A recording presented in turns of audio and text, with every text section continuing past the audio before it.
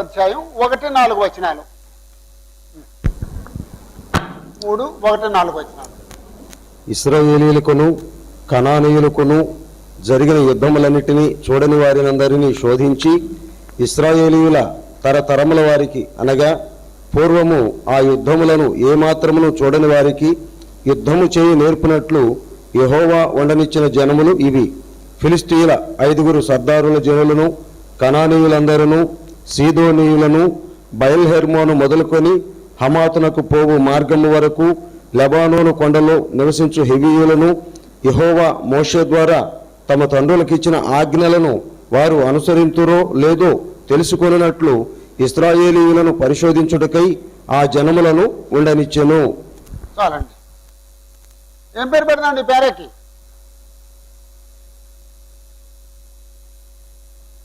యెహోవా ఉండనిచ్చిన జనములు.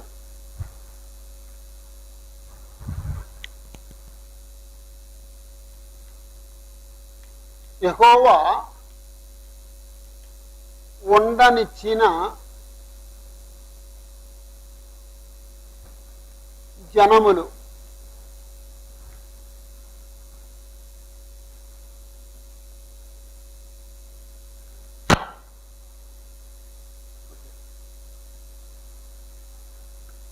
ఎందుకు ఉండనిచ్చేటట్టండి?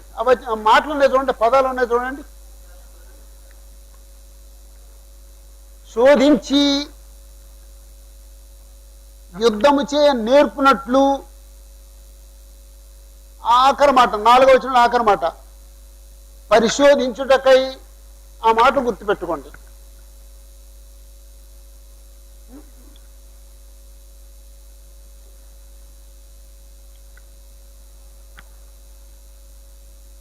ఇశ్రాయేలుకును కనానీయులకు జరిగిన యుద్ధములన్నిటినీ చూడని వారిని శోధించి ఇశ్రాయేలు తరతరముల వారికి అనగా పూర్వము ఆ యుద్ధములు ఏమాత్రము చూడని వారికి యుద్ధము చేయ నేర్పునట్లు యెహోవా ఉండనిచ్చిన జనములు ఇవి.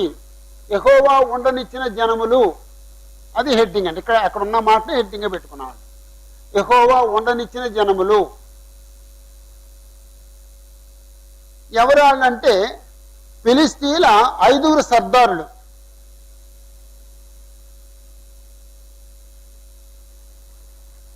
తర్వాత కనానీయులందరూ, సీదోనీయులు అంటే తూరు సీదోను అంటారు చూడండి, సీదోనీయులు. ఆ తర్వాత బయల్హెర్మోను మొదలుకొని లేకపోతే హెర్మోను మొదలుకొని హమాతు పోయే మార్గం వరకు, అంటే సిరియా పై భాగం హమాతు పోయే మార్గం వరకు. ఆ తర్వాత లెబానోను కొండలను నివసించే యెహోవా మోషే ద్వారా తమ తండ్రులకు ఇచ్చిన ఆజ్ఞలను వారు అనుసరించరో లేదో తెలుసుకున్నట్లు ఇశ్రాయేలును పరిశోధించుటకై ఆయన ఆ జనులను ఉండనిచ్చెను. యెహోవా ఉండనిచ్చిన జనములు అని హెడ్డింగ్ పెట్టుకోండి. ఓకే. తర్వాత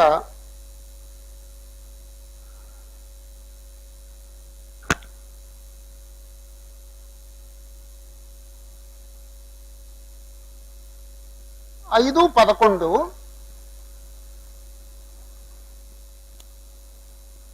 11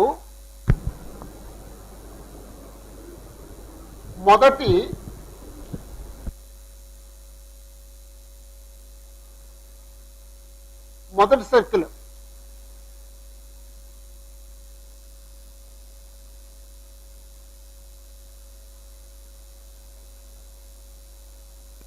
మొదటి సర్కిల్.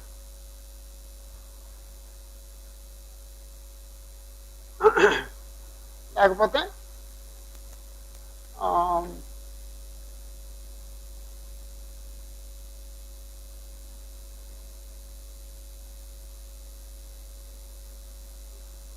ఒత్నీయేలు.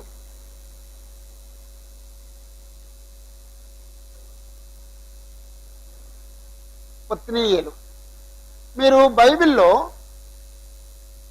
200 పేజీ అది 3 అధ్యాయం ఉంటుంది. అక్కడ 200 దగ్గర 1 ఒత్తినియేలు అని రాసుకోండి. 1 ఒత్తినియేలు 1 ఒత్తినియేలు అని రాయండి. ఆ తర్వాత 3వ అధ్యాయం 5 నుండి 11 వేసుకోండి. 200 పేజీలో న్యాయాధిపతులు 3 అధ్యాయంలో 200 పైన 1 ఒత్తినియేలు 3 అధ్యాయం 5-11 వచనాలు. ఆ తర్వాత దాని తర్వాత అంటే న్యాయాధిపతులు అనే దానిపైన 2 ఏహూదు అని రాయండి. 2 ఏహూదు అని రాయండి. 3:12 వచనం నుండి 29వ వచనం వరకు 29 వరకు.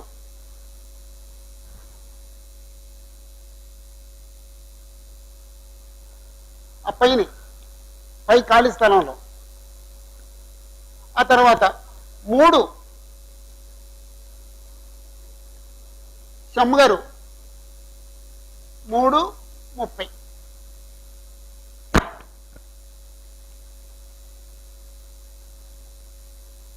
ఎవరికైనా అర్థం కాలేదో తెలియలేదు, మరి నాకు తెలీదు. నేను అన్నది ఇది. న్యాయాధిపతులు 3వ అధ్యాయం ఉంది కదండి, ఆ పైన ఒత్తినియేలు 1, 3, 15, 11 వేసుకోండి. తర్వాత కొంచెం ఖాళీ ఉంచేయండి, వెంటనే రాయద్దు. తర్వాత 2 ఏహూదు 3:12, 29. కొంచెం ఖాళీ విడిచిపెట్టి 3 షమ్గారు 3:30. అంటే ఈ పేజీ తీస్తే ఒత్తినియేలు గురించి, ఏహూదుని గురించి, షమ్గారు గురించి ఉందన్నమాట. ఈ పేజీ తీస్తే దేబోరాను గురించి ఉంది. అలాగా మీరు రాసేసుకున్నారు బైబిల్ అంతా. మీకు కాదు, రాసుకున్న వాళ్ళకి. అమ్మ నువ్వు రాసుకున్నామా? ఓకే, నువ్వు రాసుకోలేదు. మీ నాన్న బైబిల్ తెచ్చేసి ఉంటావు నువ్వు. నేను ఒప్పుకోను. మీ నాన్నగారు బైబిల్ తెచ్చేసావు. నాదే అంటున్నాడమ్మా.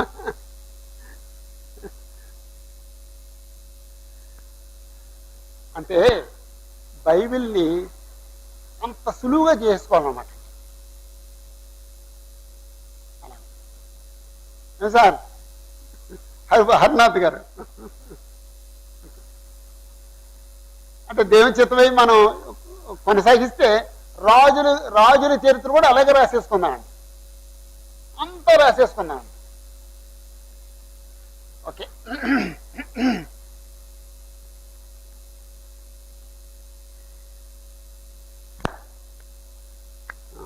ఇప్పుడు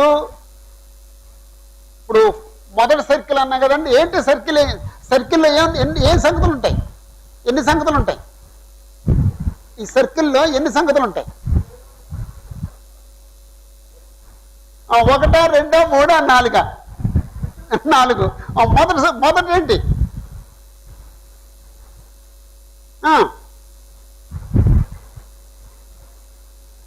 ఒకటేంటి? నీ నోడు నీ పైనే ఉంది. చెప్పు. ఇశ్రాయేలు పాపం చేయటం. తర్వాత వీళ్ళ అవ్వా ఇంకెందుకంటే పుస్తకం ఇలా ఏ పుస్తకం లాగేమా? ఏదో లాగి ఆ పుస్తకం లాగి ఈ పుస్తకం లాగి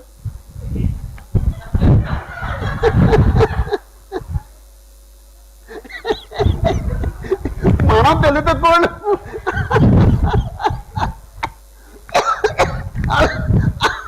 అందరూ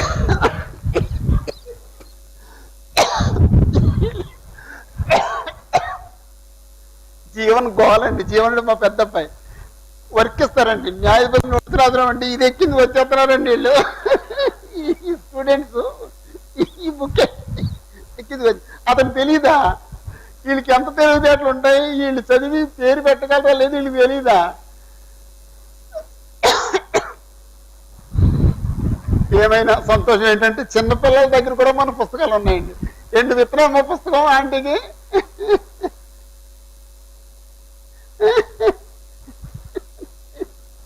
సరే, ఒకటి ఇశ్రాయేలు పాపం చేయటం, రెండు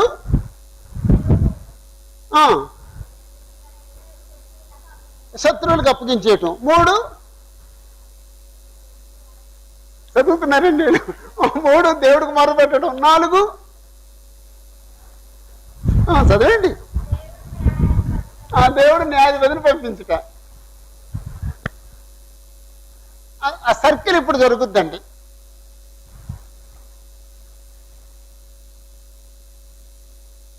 ఏడు, 8 వచనాలు, 7, 8 వచనాలు. అట్లు ఇశ్రాయేలీయులు యెహోవా సన్నిధిని దోషులై తమ దేవుడైన యెహోవాను మరచి బయలుదేవతలను దేవతా స్తంభములను పూజించురి. అందును గూర్చి యెహోవా కోపము ఇశ్రాయేలీయుల మీద మండగా ఆయన అరామ్నహరాయిము యొక్క రాజైన కూషన్ రిషాతాయము చేతులకు దాసులగుటకై వారిని అమ్మివేసెను. ఇశ్రాయేలీయులు 8 సంవత్సరములు కూషన్ రిషాతాయమునకు దాసులుగా ఉండిరి. ఒక్క నిమిషం. 5, 7 వచనాలు అనుకుంటారు. 5, 7. కాబట్టి ఇశ్రాయేలీయులు కనానీయులు, హిత్తీయులు, అమోరీయులు కాదు, అలా కాదు. కాబట్టి ఇశ్రాయేలీయులు కనానీయులు, హిత్తీయులు, అమోరీయులు, పెర్జీలు, హివ్వీలు, ఎబుసీలు అను జనుల మధ్య నివసించుచు వారి కుమార్తెలను పెండ్లి చేసుకొనుచు వారి కుమారులకు తమ కుమార్తెలను ఇచ్చుచు వారి దేవతలను పూజించుచు వచ్చిరి. అంటే ఇశ్రాయేలీయులు ఎన్ని చేశారు అంటే ఇశ్రాయేలీయులు కాబట్టి ఇశ్రాయేలీయులు కనానీయులు, హిత్తీయులు, అమోరీయులు, పెర్జీలు, హివ్వీలు, ఎబుసీలు అను జనుల మధ్య నివసించుచు వారి కుమార్తెలను పెండ్లి చేసుకొనుచు వారి కుమారులకు తమ కుమార్తెలను ఇచ్చుచు వారి దేవతలు పూజించుచు వచ్చిరి. అంటే నేను తప్పేస్తానండి. 5, 7 వచనాలండి. ఏముందండి వచనాల్లో? ఇశ్రాయేలు పాపం. అంటే ఫస్ట్ సర్కిల్లో మొదటి పాయింట్ ఏమిటంటే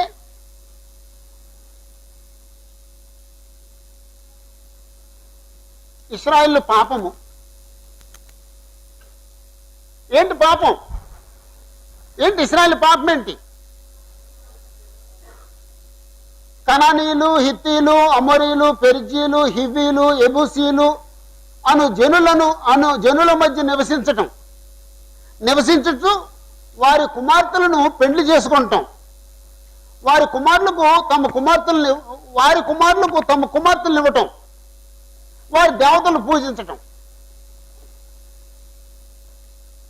వారి మధ్య నివసించొద్దని చెప్పాడండి. వాళ్ళతో బియ్యం వద్దొద్దని చెప్పాడండి. వాళ్ళ విగ్రహాలను పూజించొద్దని చెప్పాడండి. కాబట్టి వాటన్నిటిని ఎదిరించి వాళ్ళు నెంబర్ 1 పాపం చేశారు. ఓకే, అప్పుడు 7వ వచనం.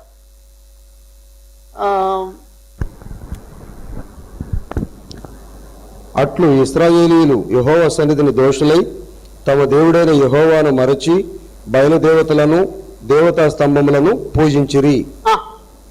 యెహోవా సన్నిధిని దోషులై తమ దేవుడైన యెహోవాను మరిచిపోయి బయలుదేవతలను దేవతా స్తంభములను పూజించిరి. అప్పుడు 8వ వచనం.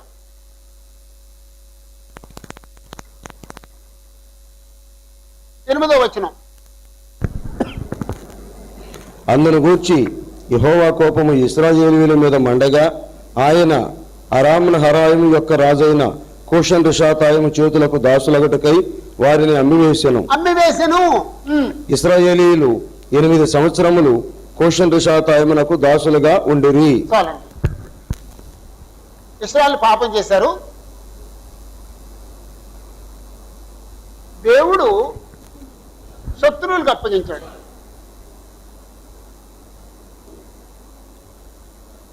అప్పగించెను.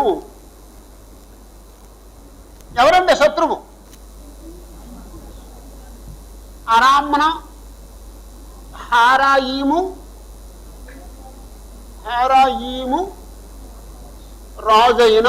రాజు పూషన్ రిషాతాయిము పూషన్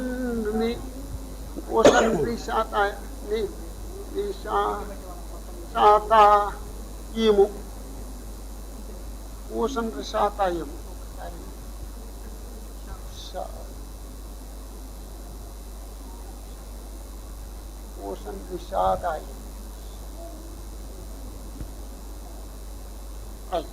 ఈ పేర్లు కొంచెం కొత్త పేర్లు. ఆరామన హారాయిము పూషన్ రిషాతాయిము. ఇది ఆరాం అంటే యాక్చువల్గా ఇక్కడ ఉంటుంది అనమాట అండి. ఇటు ఇది గల్లీ సముద్రానికి ఇలాగ ఉంటాయి అనమాట అండి. ఆరామన హారాయిము. సిరియాకు పైన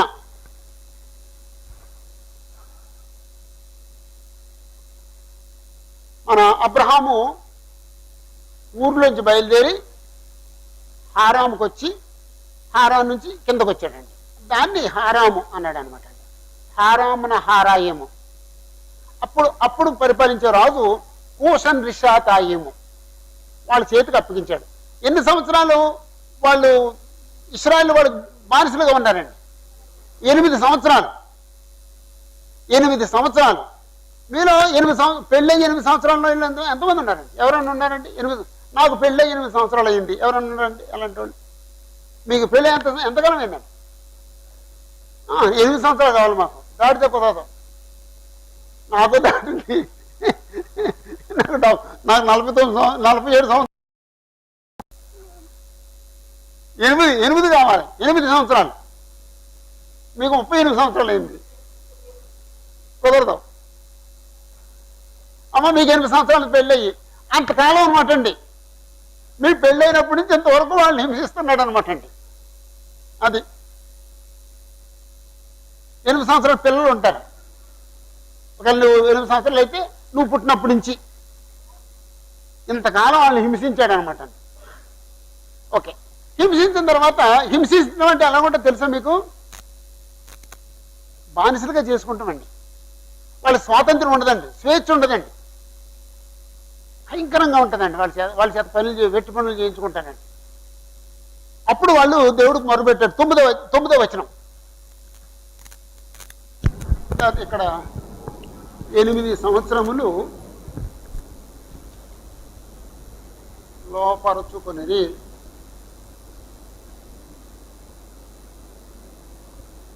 లోపరుచుకునేది 9వ వచనం. ఇశ్రాయేలీయులు యెహోవాకు మొర్రపెట్టగా యెహోవా కాలేబు తమ్ముడైన కనజు యొక్క కుమారుడగు ఒత్నియేలును రక్షకునిగా ఇశ్రాయేలీయుల కొరకు నియమించి వారిని రక్షించెను. చాలండి. 9వ వచనంలో ఇశ్రాయేలు యెహోవాకు మొర్రపెట్టగా 3వ పాయింట్ ఇశ్రాయేలీయులు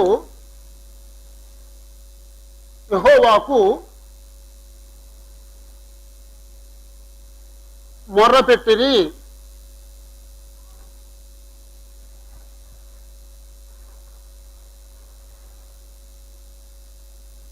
ఇక్కడ మొర్రపెట్టడం అంటే మామూలుగా మనం ప్రార్థన చేసినాడు మోకాళ్ళని, తండ్రి నాయన మాకు చాలా బాధలు ఉన్నాయి, మా బాధలు తీసే తండ్రి అని అడగటమా?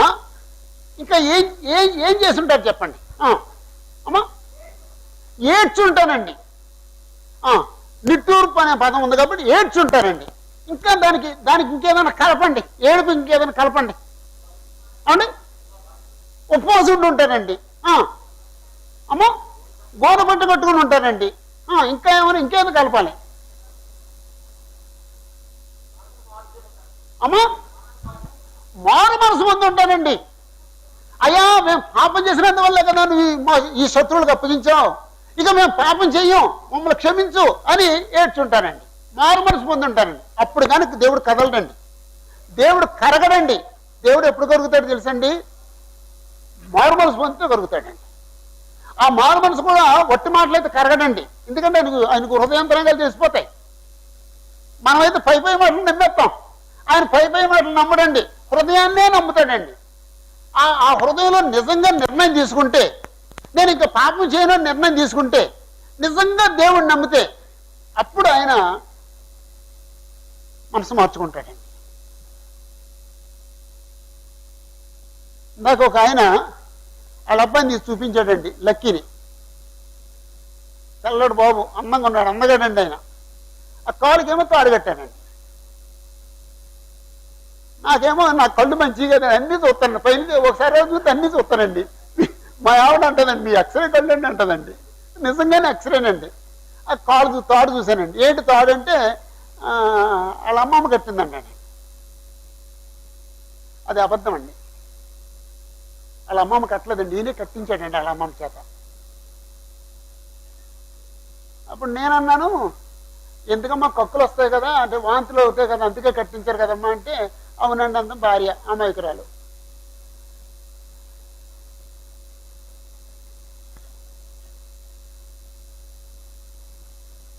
అమ్మమ్మ కడితే కట్టించేస్తారండి. నాకు 4 పిల్లలు, నా 4 పిల్లలకి ఏ తాడు కట్టించలేదండి. నాకు 8 మనవలండి, మనవరాళ్ళు ఎవరికి కట్టించలేదండి. అమ్మా ఎవరు కట్టారమ్మా, మీరు ఎవరికి పిల్లలకి ఎవరికి కట్టారమ్మా? కట్టలేదండి. అప్పుడు నేను అన్నాను ఆయనతోనూ, యెహోవా నమ్మక ఈ తాడు బిడ్డను రక్షిస్తుందని కట్టించారంటే అవి వెళ్ళకదండి అంటాను. దేవుడు కావాలి, దెయ్యం కావాలి. నాకు చెప్పేసావా, ఇంకా ఉంచావా? చెప్పేసావా? చూపించు కాదు, నాకు పిల్లడు కాదు తీసుకొని చూపించు అంటే నేను నమ్మను అనమాటండి. ఆ కాలు చూపించే తప్ప నేను నమ్మనండి. ఈయన బైబిల్ ట్రైనింగ్ అయ్యాడు మన్నాను. అయ్యో, అంతకుముందు ఒకడు బైబిల్ ట్రైనింగ్ అయ్యాడండి. బైబిల్ ట్రైనింగ్ అయ్యి అయిపోయింది, ఏదో జాబ్ చేసుకున్నాడు, సైకిల్ వేసుకొచ్చాడు, కొత్త సైకిల్ వేసుకొచ్చాడండి. దానికి నిమ్మకాయలు కట్టాడండి.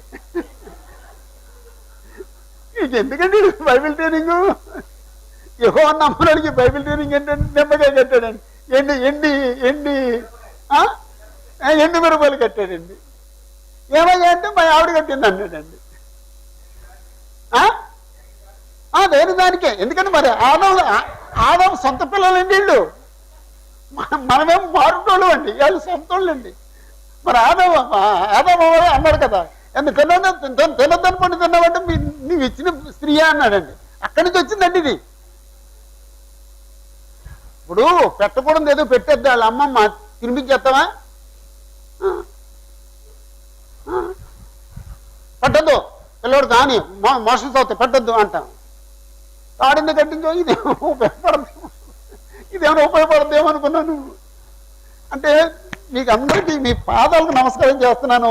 యెహోవాను నమ్మితే యెహోవాను నమ్మండి, కాబట్టి ఏ దెయ్యాన్ని నమ్ముకోండి, ఏం పర్లేదు, మీ ఇష్టం, ఎవరినన్నా నమ్ముకోండి. యెహోవాను నమ్మితే మాత్రం సీరియస్గా యెహోవాను మాత్రమే నమ్మండి, అంతే. అటొకటికి ఇటొకటికి వద్దండి, సగం అటు సగం ఇటు వద్దండి. యెహోవాను నమ్మితే యెహోవాను నమ్మండి. అలాంటి సవాలు ఎవరైనా చేశారండి ఎప్పుడన్నా? యెహోషువ చేశాడండి. దేవుని చెప్పిన ఇప్పుడు చదువుదామండి, 4 నెలలు పోయిన తర్వాత చదువుదామండి. ఏలియా కాలంలో జరిగిందండి. ఎంతకాలం మీరు సంకేతం ఉంటారు? యెహోవా దేవుడైతే యెహోవాను నమ్మండి, బయలు దేవుడైతే బయలు నమ్మండి అని చెప్పేసి సవాల్ చేస్తే, 1 రాజులు 18 అధ్యాయంలో ఆ సవాల్ చేస్తే అప్పుడు అంటున్నారండి, యెహోవాయే దేవుడు, మేము నమ్ముతాం అన్నారండి. అలాంటి సవాల్ చూసిన తర్వాత కూడా మనం యెహోవాను నిర్లక్ష్యం చేయకూడదండి, దేవుని నిర్లక్ష్యం చేయకూడదండి. అస్సలు దేవుని నిర్లక్ష్యం చేయకూడదండి. ఒకసారి ప్రార్థన జరుగుతుందండి, నేను కూర్చుని కళ్ళు మూసుకున్నాను, ఎవరో ప్రార్థన చేస్తున్నారు. నేను కళ్ళు మూసుకున్న ముందు కుర్చీలు బొర్ర అన్నాయండి. ఇలా చూస్తే ఎవరిద్దరు కుర్రోళ్ళండి అని చెప్పేసి అని నేను కళ్ళు మూసుకున్నాను. అది ప్రార్థన అయిపోయింది, లేచి చూస్తే వాళ్ళు అమెరికా నుంచి వచ్చిన వాళ్ళండి. అమెరికా నుంచి వచ్చిన దరిద్రులకి ప్రార్థనలో కనీసం లోనకు రాకూడదు, కుర్చీ కదపకూడదు అని కూడా తెలియదండి. ఇంజనీర్లు, సాఫ్ట్వేర్లు ఇంజనీర్లు, వాళ్ళకి కామన్ సెన్స్ లేదండి. ప్రార్థన జరిగినప్పుడు లోనకి ఎంటర్ అవ్వకూడదు, ఎంటర్ అవ్వడం తప్పు. ఎంటర్ అయిన తర్వాత కుర్చీ కదపకూడదు, ఇంకొక వ్యక్తిగా మనం డిస్టర్బెన్స్గా ఉండకూడదు. ఆ మాత్రం కామన్ సెన్స్ లేదండి. తర్వాత తెలిసిందండి అమెరికా నుంచి వచ్చారు వీళ్ళు అని చెప్పేసాను.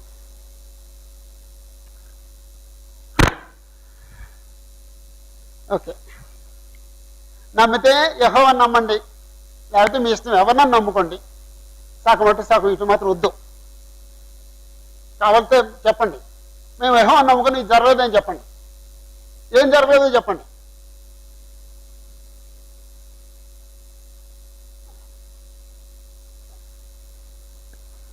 ఇశ్రాయేలు పాపం చేశారు, దేవుడు వాళ్ళని శత్రువులకు అప్పగించాడు.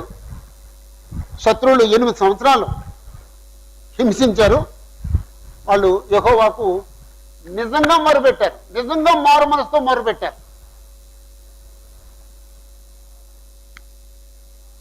అప్పుడు దేవుడు ఒక న్యాయాధిపతిని పంపించాడండి. దేవుడు న్యాయాధిపతిని పంపించెను. ఎవరంటే న్యాయాధిపతి? ఒత్నియేలు.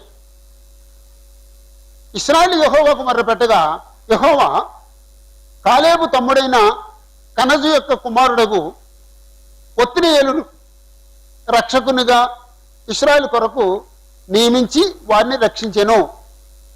ఒత్నియేలు గుర్తుపెట్టండి. ఇలాగా సాధ్యమైతే ఇలా గుర్తుపెట్టుకోండి, ఇలా గుర్తుపెట్టండి.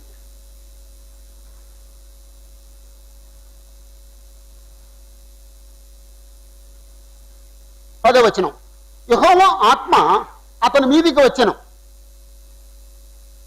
గనుక అతడు ఇశ్రాయేలుకు న్యాయాధిపతి అయి యుద్ధమునకు బయలుదేరగా యెహోవా ఆరామనహారాయిము రాజైన కూషన్ రిషాతాయమును జయించెను. యెహోవా ఆరామనహారాయము రాజైన కూషన్ రిషాతాయి చేతికి అప్పగించెను. అక్కడ అప్పగించెను అంటే యెహోవా దేవుని యొక్క జోక్యం, అది గుర్తుపెట్టుకోండి, అది దేవుడి జోక్యం. 11వ వచనం, అప్పుడు 40 సంవత్సరములు దేశము నెమ్మది నొందెను. అమ్మ స్త్రీలు ఎవరని చెప్పండి. 40 సంవత్సరాలు దేశం నెమ్మది ఉందంటే దాని అర్థం ఏంటండి? దేశం నెమ్మది ఉందంటే దాని అర్థం ఏంటండి? యుద్ధం లేవని. దేశం నెమ్మది ఉందంటే దాని అర్థం ఏంటండి? ఇశ్రాయేలు విగ్రహార్థం చేయలేదని. 40 సంవత్సరాలు ఇశ్రాయేలు విగ్రహార్థం చేయకుండా యెహోవానే సేవించారండి. భాగ్యవంతులండి. 40 సంవత్సరాలు విగ్రహార్థం చేయకుండా పరిశుద్ధంగా బ్రతికారండి. అందుకే నెమ్మదుందండి. మన జీవితంలో ఎప్పుడైనా మన కుటుంబంలో కానీ వ్యక్తిగత జీవితంలో కానీ అలసట వచ్చిందంటే దాని అర్థం ఏంటండి? దేవుడిని నిర్లక్ష్యం చేస్తున్నాం అని అర్థం అండి. దేవుడిని నిర్లక్ష్యం చేస్తే మన వ్యక్తిగత జీవితంలో కానీ మన కుటుంబ జీవితంలో కానీ సంఘంలో కానీ సమస్యలు వస్తాయండి. దేవుడిని నిర్లక్ష్యం చేయకూడదండి. అప్పుడు ఏం చేయాలండి? ఉపవాస ప్రార్థనలు ఏర్పాటు చేసుకోవాలండి. అప్పుడు మొత్తం అన్ని సెటిల్ అవుతాయండి. మనకు సమస్య వచ్చిందంటే దేవుడు ఏదో దొచ్చుకున్నాడు అనమాట, అంతే కదండి. దేవుడు మన విషయంలో దేవుడు నొచ్చుకుంటే మనకు సమస్య వస్తుందండి. మన విషయంలో దేవుడు ప్రశాంతంగా ఉంటే మన జీవితం ప్రశాంతంగా ఉంటుందండి. అదే సింపుల్ అండి. ఈ సర్కిల్ ఉంది, సర్కిల్ సరిపోయింది కదండి. 8 సంవత్సరాలు హింస ఉంది, 40 సంవత్సరాలు నెమ్మది ఉంది. ఇది ఫస్ట్ సర్కిల్ అండి.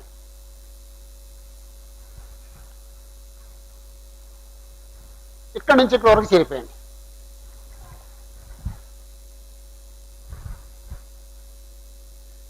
పన్నెండవ వచనం నుండి 29వ వచనం వరకు, 12 నుండి 29 వరకు.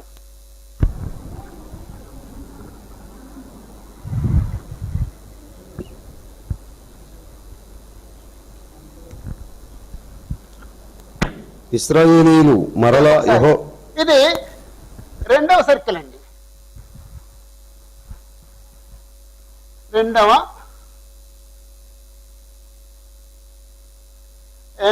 సర్కిల్ అంటే వృత్తం అనాలండి. రెండవ వృత్తం అంటే బాగోదు అనుకుంటాను. సర్కిల్ అంటేనే బాగుందండి. ఏమా దీనికి ఏమన్నా తెలుగులో అర్థం చెప్తారా? రెండవ వృత్తం అంటే బాగోలేదు. మరేమన్నాం?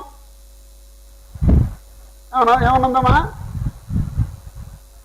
సెకండ్ సర్కిలే. ఈ సెకండ్ సర్కిల్ ఎవరంటే యెహూదు.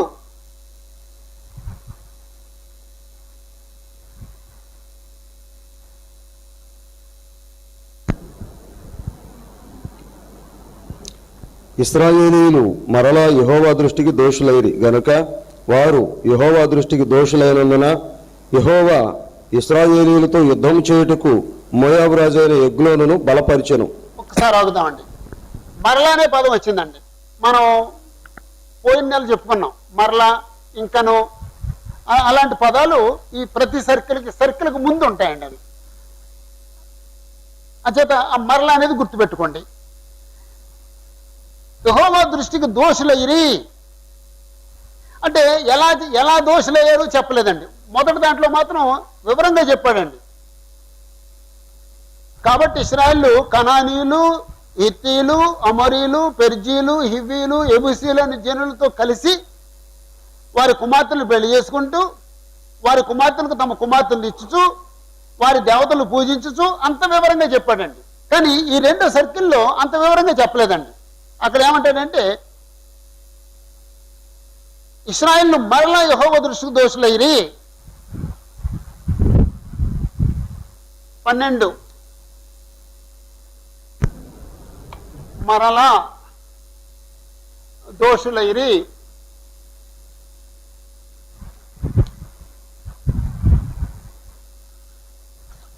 దోషులైరి అంటే దోషులైరంటే ఆ పైన చెప్పినవన్నీ చేశారు. యెహోవా ఇశ్రాయేలుతో యుద్ధం చేయుటకు మోయాబు రాజైన ఎగ్లోనును బలపరిచెను.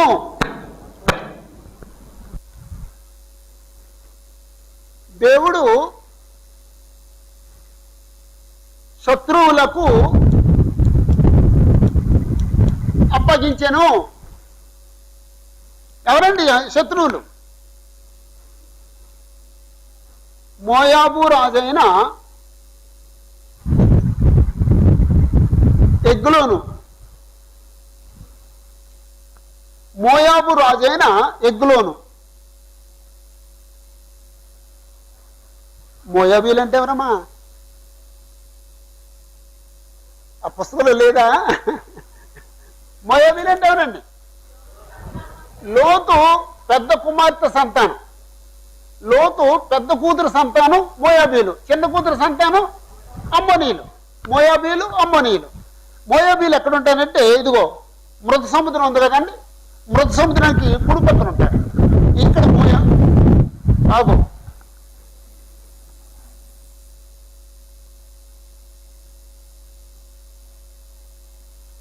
మోయాబీలు. రాజు పేరు ఎగ్లోను.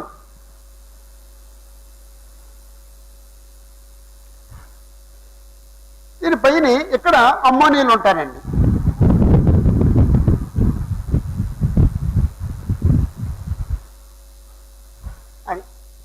అంచేత మోయాబీలు, అమ్మోనీయులు. ఇక్కడ ఎదోమీయులు ఉంటారు. అది వచ్చినప్పుడు రాసుకుందామండి. దేవుడు ఏం చేశాడంటే వీళ్ళు విగ్రహార్థం చేశారని మోయాబీలకు అప్పగించాడు. మోయాబు రాజైన ఎగ్లోనుకు అప్పగించాడు.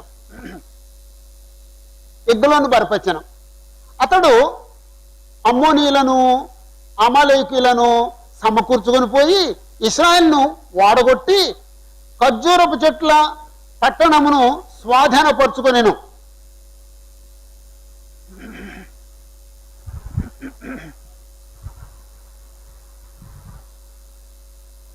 అమ్మోనీయుల్ని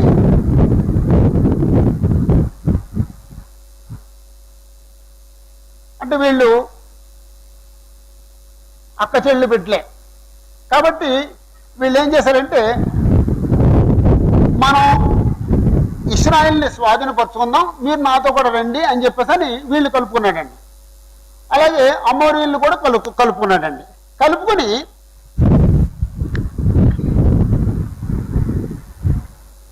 ఈ ప్రాంతం మీదకి యుద్ధానికి వచ్చాడండి. యుద్ధానికి వచ్చి ఏదో ఒక పట్టణాన్ని పట్టుకున్నాడండి. ఏ పట్టణాన్ని పట్టుకున్నాడండి అమ్మా? ఖర్జూరపు చెట్ల పట్టణం. అంటే ఏ పట్టణం? ఎరుకో పట్టణం.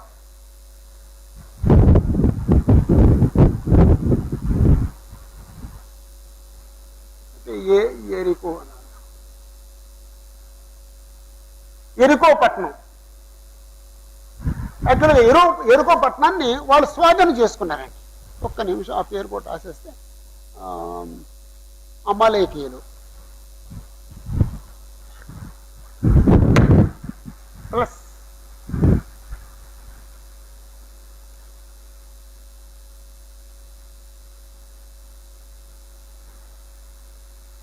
అంటే అమాలేకీయులు ఇక్కడ ఉన్నారని కాదు, అమాలేకీయులు ప్రతి చోట చెదిరిపోయి ఉంటారండి. అన్ని చోట్ల అమాలేకీయులు చెదిరి ఉంటారండి. కాబట్టి అమాలేకీయుల్ని తాను దొరుకుని చేసుకున్నాడు, అమ్మోనీయులు తన దొరుకుని చేసుకున్నాడు. కలిసి యుద్ధానికి వెళ్ళారు. యుద్ధానికి వెళ్ళి ఇశ్రాయేల్ని, ఈ ప్రాంతాన్ని, యోధా బెన్యామీను ఈ ప్రాంతాన్ని వాళ్ళు స్వాధీనపరుచుకొని జయించి ఎరుకోను స్వాధీనపరుచుకున్నారండి. ఎన్ని సంవత్సరాలండి? 18 సంవత్సరాలండి. ఇక్కడ 18 సంవత్సరాల వయసు ఎవరు ఉండారండి? 18 సంవత్సరాలు పెళ్ళి అయిన వాళ్ళు ఎంత ఎవరు ఉన్నారండి? నీ వయసు ఎంత? 19. నీ ఫోన్ ఎలా కనుక్కుంది? 18 అనుకున్నాం. ఇదిగోండి ఇంత వయసు అండి. వీరు పుట్టి 18 సంవత్సరాలు అయింది. ఇన్ని సంవత్సరాలండి వాళ్ళు హింస పెట్టింది. చిన్న విషయం కాదండి. 18 సంవత్సరాలండి, దగ్గర 20 సంవత్సరాలండి. ఎరుకోను స్వాధీనపరుచుకుని ఎరుకో పట్టణంలో ఉండే ఒక ఇంటిని వాడు రాజగృహంగా చేసుకుని అక్కడ ఉన్నాడు అనమాట. అలాగండి. ఇప్పుడు ఎరుకోని జయించేశారు. ఎరుకో పట్టణంలో ఉన్న ఇళ్ళన్నీ వాళ్ళే. ఒక పెద్ద ఇల్లు తీసుకున్నాడు, చూసుకున్నాడు. ఆ ఇంట్లో సింహాసనం ఏర్పాటు చేసుకున్నాడు, అక్కడ ఉంటున్నాడు అనమాట. అప్పుడు వీళ్ళందరూ పన్ను పట్టుకొచ్చి ఇక్కడ పన్ను ఇస్తారన్నమాట. ఎరుకోకు తీసుకొచ్చి పన్ను చెల్లిస్తారన్నమాట. 18 సంవత్సరాలు. ఇప్పుడు సంవత్సరం హింస పట్టిన తర్వాత అప్పుడు ప్రార్థన చేస్తే అప్పుడే విడుదల వస్తుందండి. వాడు చేయలేదండి. 18 సంవత్సరాలకు చేయలేదండి.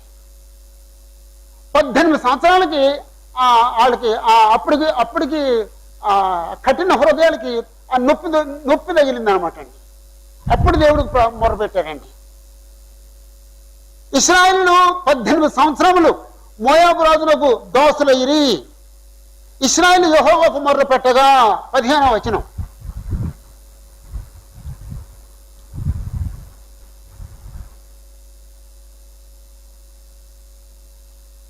ఇశ్రాయేలు మొర్రపెట్టగా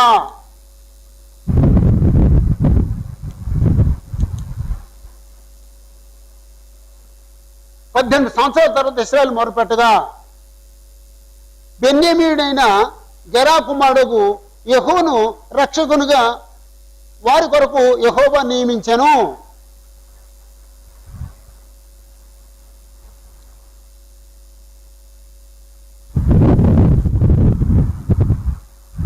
యెహోను రక్షకునిగా నియమించెను.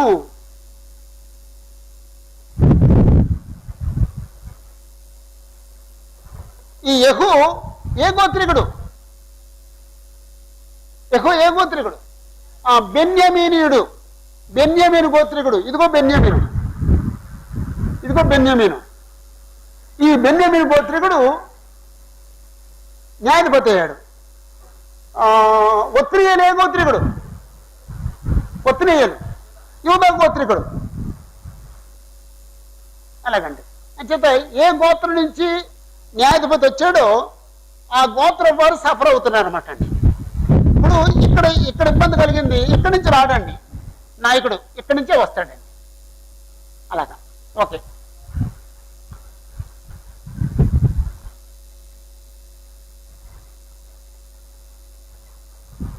యెహూదు.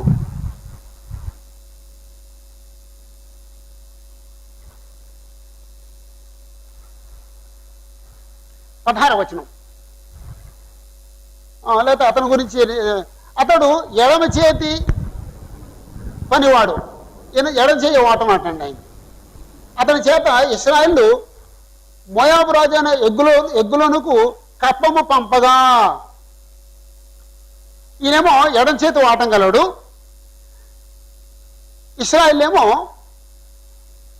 పన్ను పంపించారు, కప్పం పంపించారండి. ఈయన ఏం చేశారంటే 2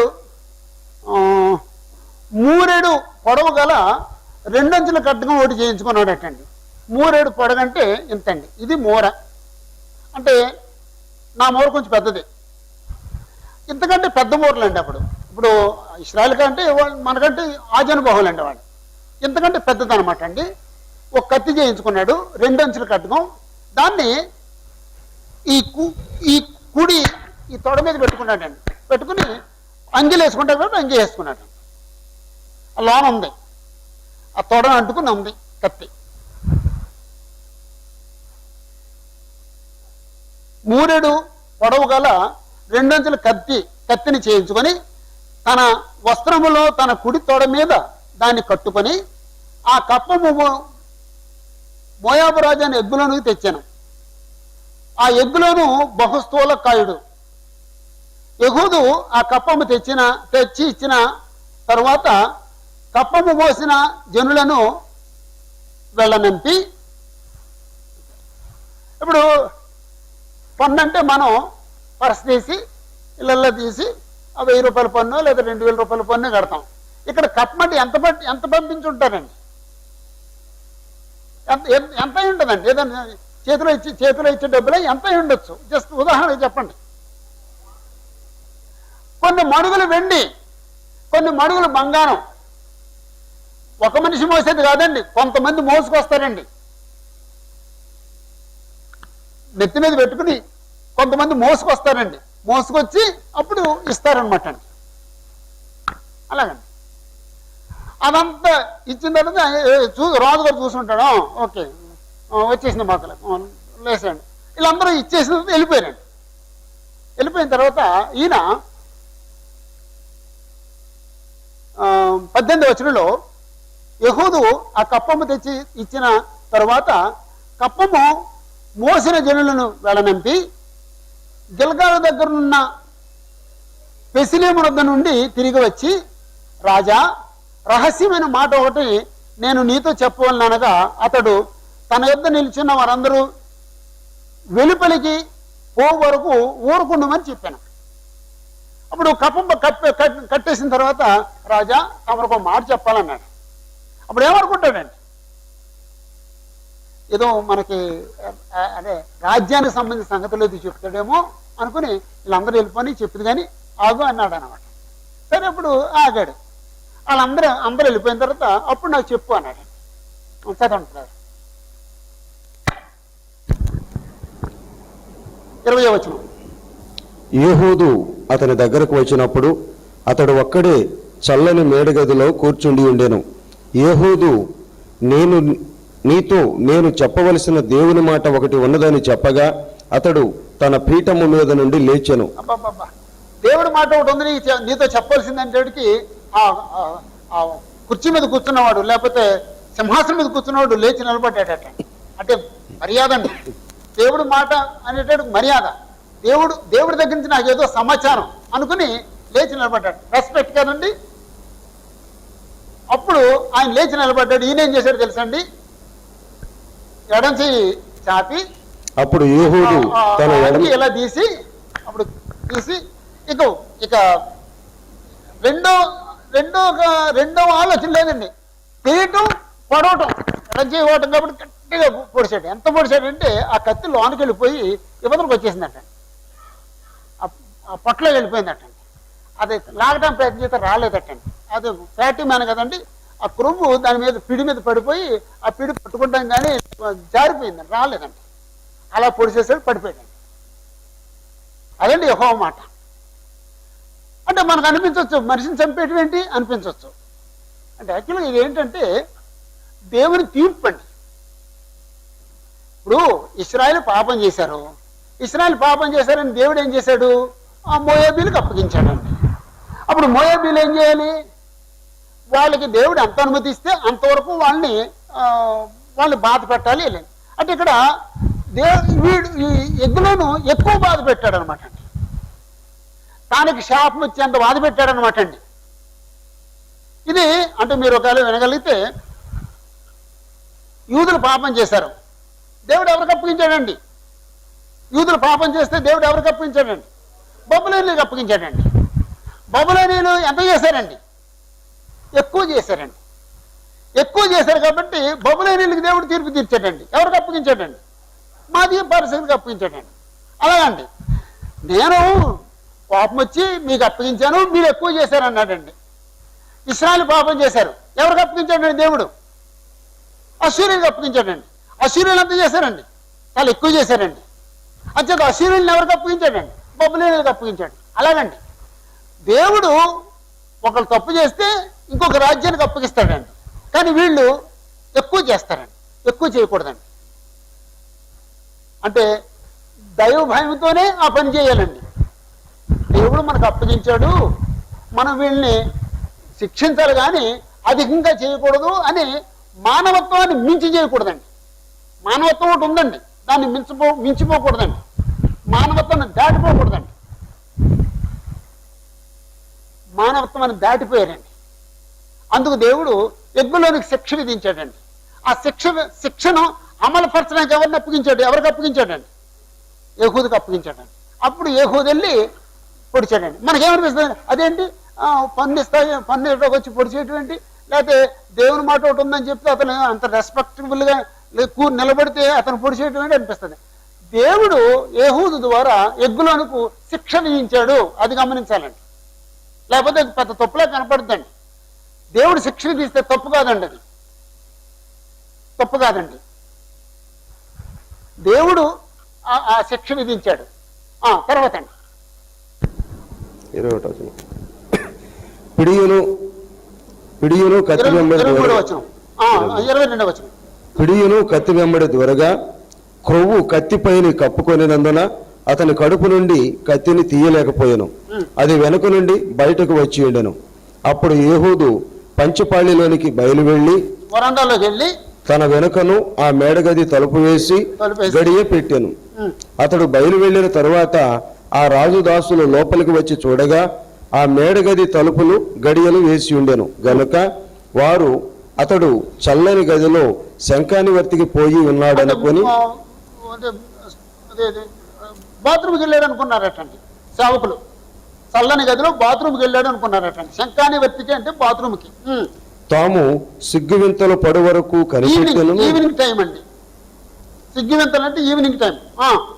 అతడు ఆ గది తలుపులను తీయకపోగా వారు తాళపు చెవిని తెచ్చి తలుపులు తీసి చూచినప్పుడు వారి యజమానుడు చనిపోయి నేలను పడి ఉండెను. వారు తడవు చేయుచుండగా యెహూదు తప్పించుకొని పెసీలీమును దాటి సెయీరాకు పారిపోయాను. అతడు వచ్చి ఎఫ్రాయిమీయుల కొండలో బోరను బోదగా ఇశ్రాయేలీయులు మన్య ప్రదేశం నుండి దిగి అతని వద్దకు వచ్చిరి. అతడు వారికి ముందుగా సాగి వారితో, నా వెంబడి త్వరగా రండి, మీ శత్రువులైన మోయాబీయులను యెహోవా మీ చేతికి అప్పగించుచున్నాడనెను. కాబట్టి వారు అతని వెంబడిని దిగివచ్చి మోయాబు ఎదుటి యోర్దాను రేవులను పట్టుకొని ఎవరిని దాటనీయలేదు. ఆ కాలమున వారు మోయాబీయులలో బలము గల శూరులైన పరాక్రమశాలులను 10,000 మందిని చంపిరి, ఒకడును తప్పించుకొనలేదు. ఆ దినమున మోయాబీయులు ఇశ్రాయేలీయుల చేతి క్రింద అణపబడగా దేశము 80 సంవత్సరములు నిమ్మళముగా ఉండెను. అప్పుడు యెహూదు బోరుదాడు, వాళ్ళందరూ వచ్చేసారు. అప్పుడు ఈ యెరికోలో ఎవరున్నారు? ఈ మోయాబీ సైన్యం అంతా ఉంది ఇక్కడ. వాళ్ళు తిరిగి వెళ్లకుండా 10,000 మందిని చంపేశారండి. ఈ యోర్దాన్ని దాటేసి వెళ్ళిపోతే అక్కడికి వెళ్ళిపోతారు అనమాట. అక్కడ దాటకుండా చంపేశారనమాట. ఆ విధంగా ఇశ్రాయేలుకి మోయాబీయుల నుంచి విడుదల కలిగింది. ఆ తర్వాత ఎంతకాలం నమ్మదనిపించారండి? 80 సంవత్సరాలు. అంటే అర్థం ఏంటండి? 80 సంవత్సరాలు వాళ్ళు విగ్రహార్థం చేయకుండా ఉన్నారన్నమాట. 80 సంవత్సరాలు విగ్రహార్థం చేయకుండా బ్రతికారండి. దేవుడు కోపం రాకుండా బ్రతికారండి.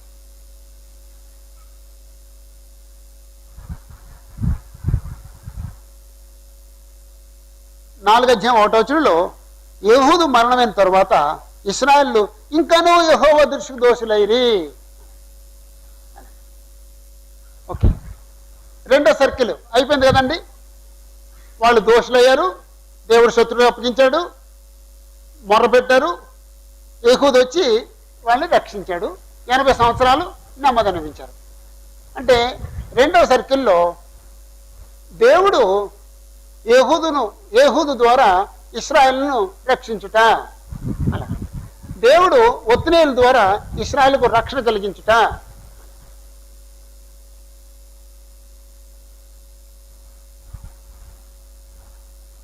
12:30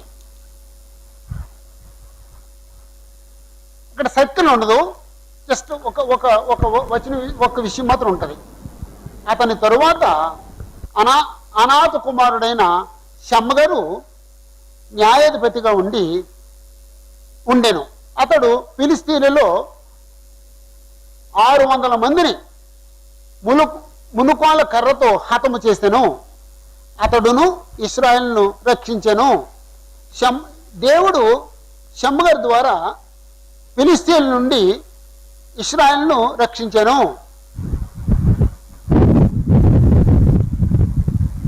దేవుడు షమ్మగరు ద్వారా ఇశ్రాయేలును రక్షించెను. దేవుడు షమ్మగరు ద్వారా ఇశ్రాయేలీయులను రక్షించెను.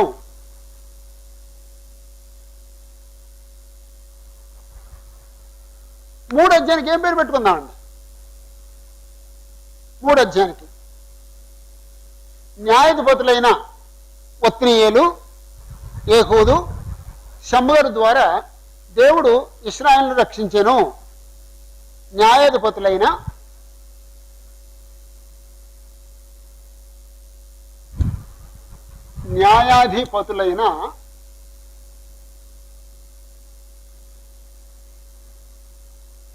ఒత్నియేలు,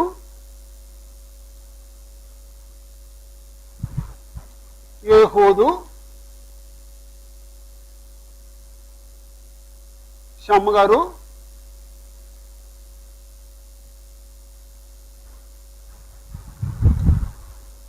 షమ్మగరుల ద్వారా ఇశ్రాయేలులను రక్షించెను.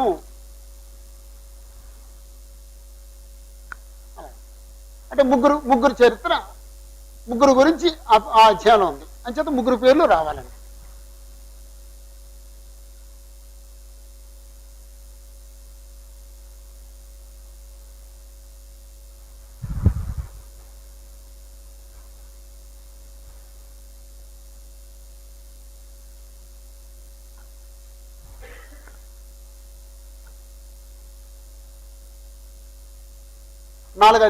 నాలుగు ఐదు అధ్యాయాల్లో ఇంకొక సర్కిల్ ఉంటుంది, థర్డ్ సర్కిల్ అది. అంటే ఇక్కడ సర్కిల్ రాసుకోలేదు. కారణం ఏంటంటే అన్నీ లేవండి. అది పాపం చేయటం, శత్రువుకు అప్పగించడం అదేమి లేదండి. ఇక్కడ న్యాయాధిపతి ఉన్నాడు, శత్రువులు ఉన్నారు. శత్రువులేమో ఫిలిస్తీయులు, న్యాయాధిపతి ఏమో షమ్మగరు, అంతేనండి. అంచేత ఆ సర్కిల్ కాదు, 2 సర్కిల్ చూసాం.